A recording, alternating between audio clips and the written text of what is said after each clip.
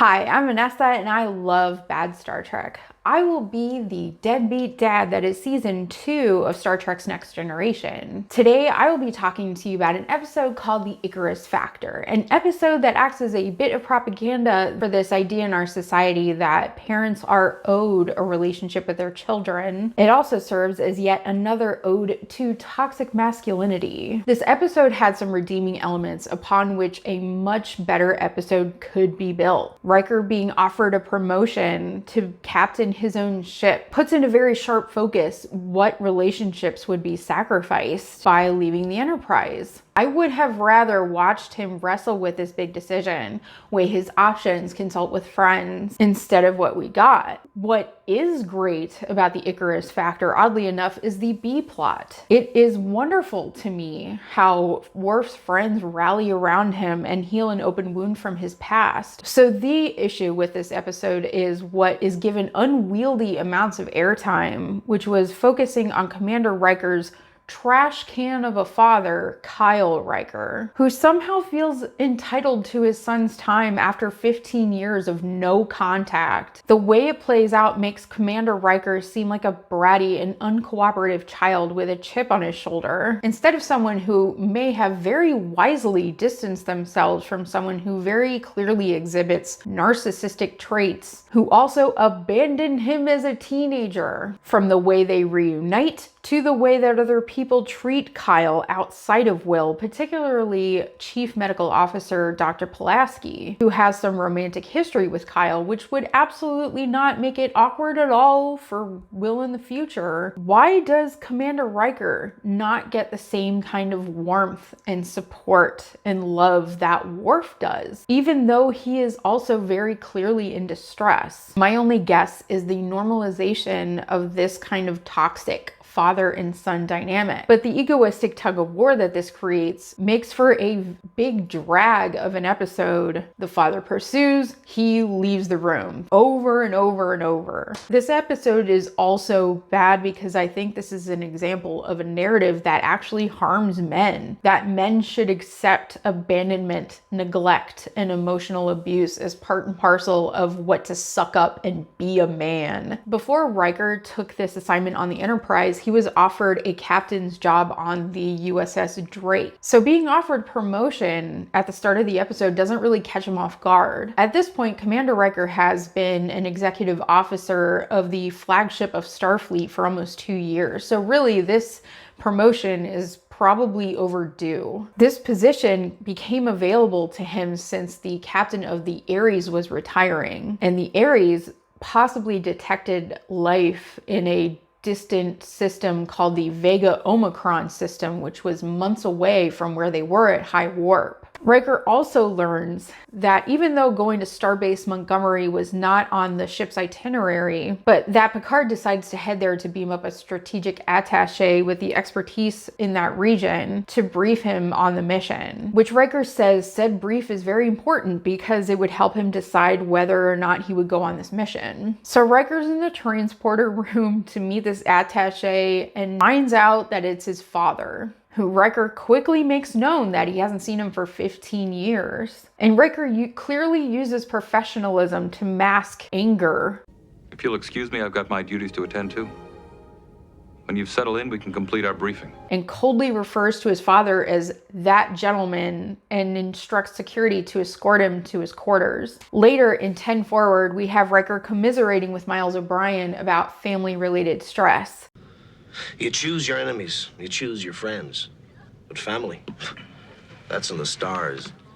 So I've heard.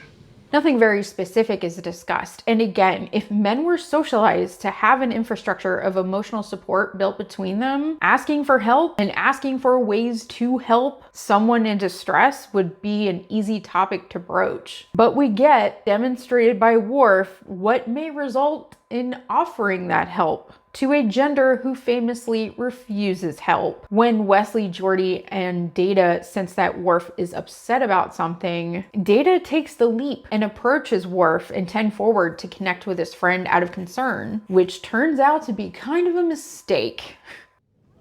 We care about you.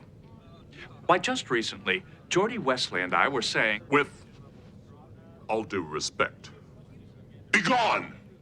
Riker sees Pulaski and his father Kyle share an intimate embrace. And I just question, since Pulaski knows Kyle and knows that Kyle has a difficult relationship with his son, whether that was the best time and place to have that kind of reunion. Deanna later on remarks that Pulaski's greatest strength is her empathy. I question that, however, when she casually calls Will to have a casual hangout at the table with her and Kyle. And Riker's like, nah, see you at the briefing, guy. And after which Pulaski says something really boneheaded about how Kyle's such a great guy past his rough exterior once you get to know him, and everybody knows it. And then there's Will, sort of implying like the only person who doesn't get you is your son. Like, is that your empathy talking, Pulaski? What the hell, man? Pulaski and Kyle reminisce about their relationship a little bit, and it comes out in conversation that Pulaski is thrice divorced, but has a solid relationship with all of her exes.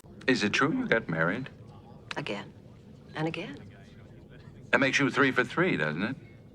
I'm not complaining. Each was a good man, and we're all still good friends. And I actually really appreciated this bit of backstory for her as an effort to destigmatize divorce. It really shouldn't negatively reflect on anybody's character. It is just a breakup, after all. Shit happens. And at this point, it's known throughout the ship that Riker may leave the Enterprise for the Ares. So Worf heads to Rikers Quarters to offer to join him in battle, and talks about how dangerous the Vega Omicron system may potentially be, even if the mission is just exploratory. What Riker doesn't quite pick up on is that this is like a Klingon's way of saying, you're my best friend, please don't leave. Ooh woo. But again, dudes, especially Klingon dudes, don't say stuff like that. There is the gender barrier walling off emotional vulnerability, as well as the cross-cultural stuff where Klingon nuance is lost on Riker. And so Riker thinks that Worf is just alarmed for no reason as he's showing him his awkward family photos.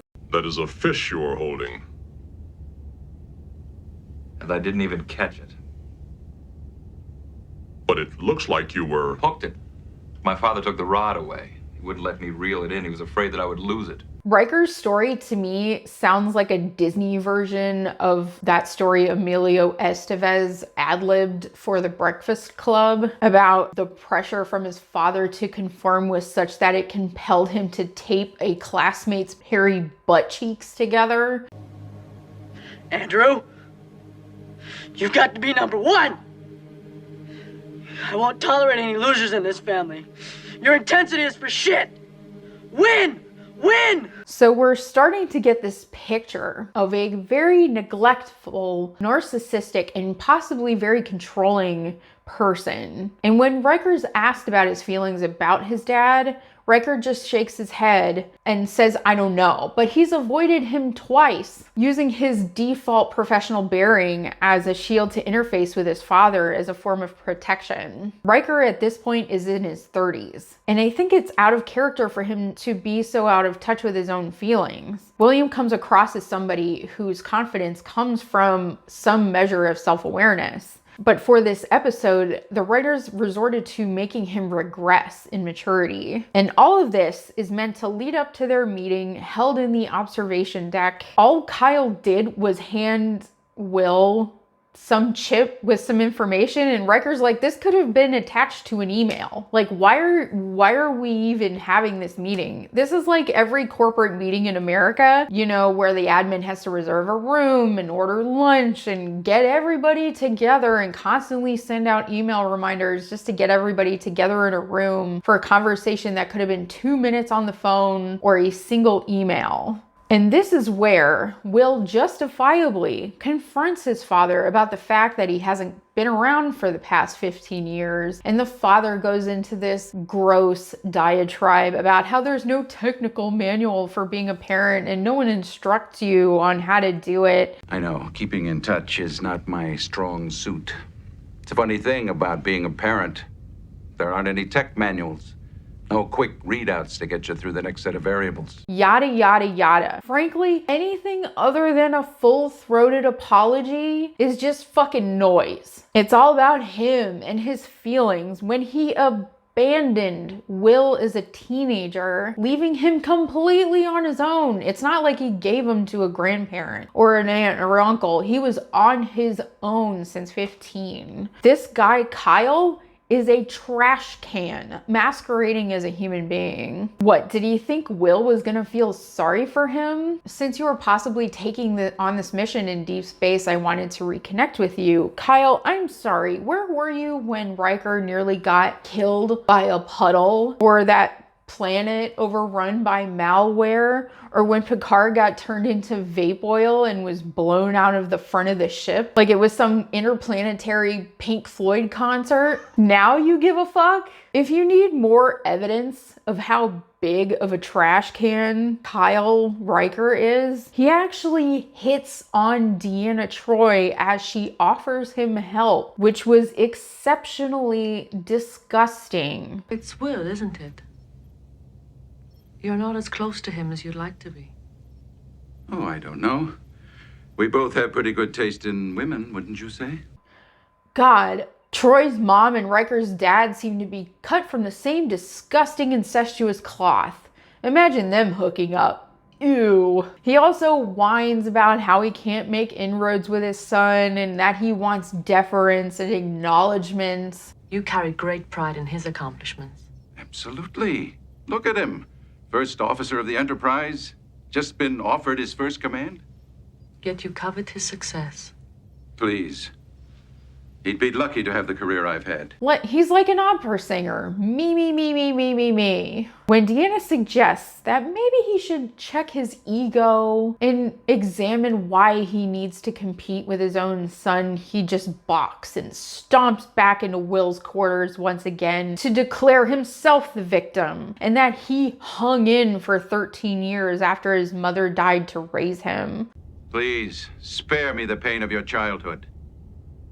I hung in for 13 years. If that wasn't enough, it's just too bad. I hate when I overhear parents bring up the "I raised you" as some kind of banner, making them some amazing person. So you fulfilled your responsibility after creating life. That's literally what parenting is. You're supposed to do that. And it doesn't mean that you did it well. If anything, it looks like Will thrived in spite of how he was raised. The show tries to curry favor for this guy by having Pulaski tell Will this story of survival after some Tholian attack. But who really gives a shit? It doesn't make him a good dad. But once again, Kyle shoves his face into Will's face, feeling entitled to a relationship. What is this, like the 5th time? Conceding nothing and offering no reason why a relationship would benefit either one of them. And Will's like,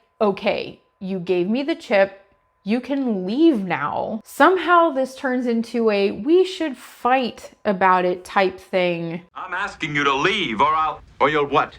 Again, this idea that anger must be acted upon with violence as a means to quickly resolve differences is another nonsense notion fostered by toxic masculinity. That men, particularly those in a interpersonal conflict, should just physically fight to finally push past the issue. The dad could have said, "I fucked up and I am sorry." And Will could have said, "I am sad that you left. I am hurt that you left." But instead, we have this weirdly, completely unnecessary racist thing kind of forced in there, and it didn't need to be there.